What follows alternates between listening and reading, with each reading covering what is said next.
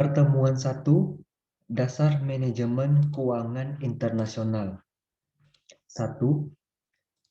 Mata kuliah ini merupakan gabungan mata kuliah akuntansi keuangan, manajemen keuangan, ekonomi mikro, dan ekonomi makro, baik dalam lingkup nasional maupun internasional.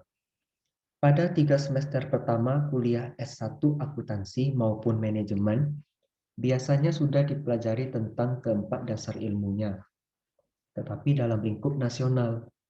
Pada mata kuliah ini, sebenarnya sama juga, tetapi ada membahas lingkup internasional juga.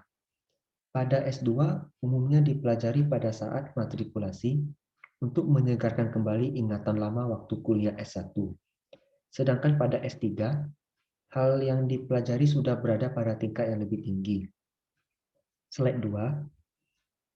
Pengertian dari manajemen keuangan internasional atau MKI seperti yang tertera, fokus pada POAC yang sudah dipelajari pada mata kuliah pengantar manajemen.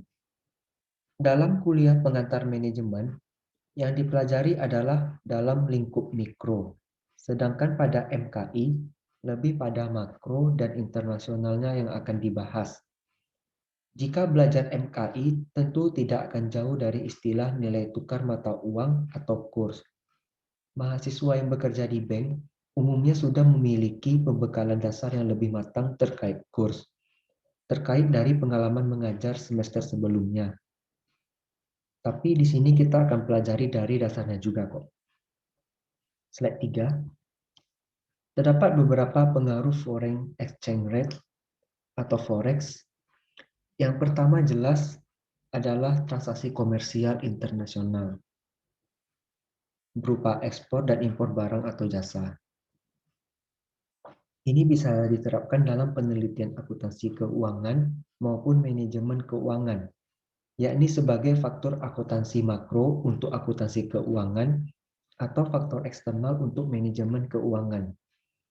Yang kedua adalah transaksi keuangan internasional berupa investasi internasional, keuangan internasional, anggaran internasional, dan pendapatan nasional. Ini juga dapat diterapkan dalam penelitian seperti return on international investment, kepemilikan asing, kepemilikan institusional asing, dan lainnya. Yang ketiga adalah risiko manajemen keuangan internasional, yang mempelajari bagaimana mengatur risiko dari mata uang asing. Untuk penelitian juga dapat digunakan. Pada umumnya sebagian perusahaan, di laporan keuangan bagian catatan atas laporan keuangan, ada risiko mata uang asing, di mana apabila nilai dolar bergeser 1 rupiah saja, maka laba akan naik atau turun sekian rupiah.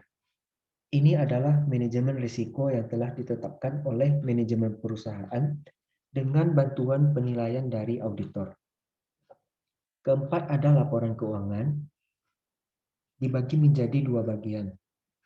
Pertama, keuangan makro yang terdiri atas neraca pembayaran sering disebut balance of payment atau BOP,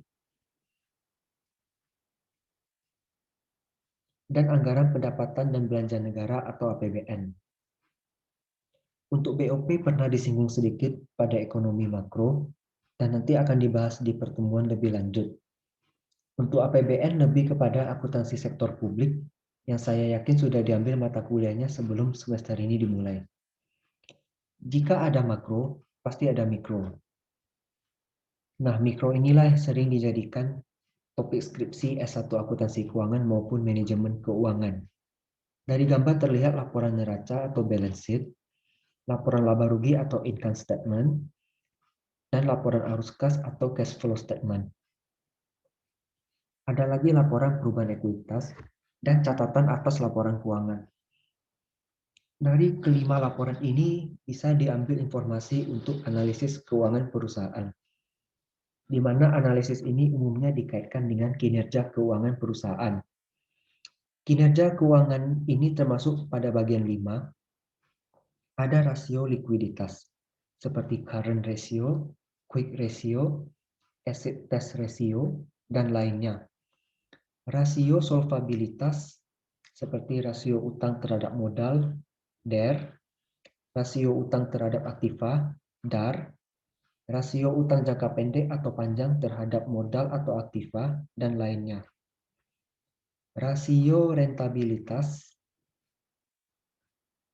seperti laba pada aktiva, ROA, laba pada ekuitas, ROE, laba pada investasi, ROI, basic earning power, BEP, dan lainnya.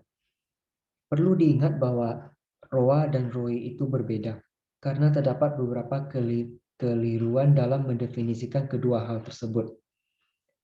Keempat, ada rasio aktivitas, seperti perputaran total aktiva atau TATO, perputaran piutang atau ARTO, dan rasio perputaran lainnya. Kelima, ada rasio pertumbuhan, seperti pertumbuhan aktiva, pertumbuhan modal, pertumbuhan kredit untuk bank, pertumbuhan penjualan, dan lainnya.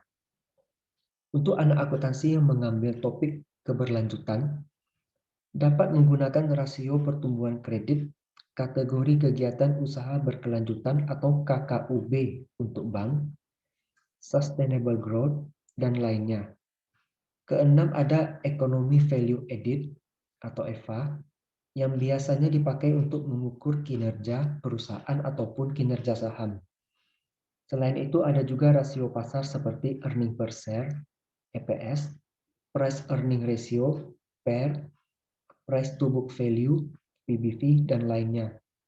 Untuk rasio-rasio ini akan dipelajari lebih dalam pada mata kuliah analisa laporan keuangan. Ya, udah selesai aja nih. Pemanasan pada pertemuan pertama sampai di sini dulu. Jika ada pertanyaan bisa ditanyakan via media pembelajaran yang sudah disepakati bersama. Thank you. Berjuang untuk skripsinya ya. Jika ada kesulitan boleh diskusi bersama.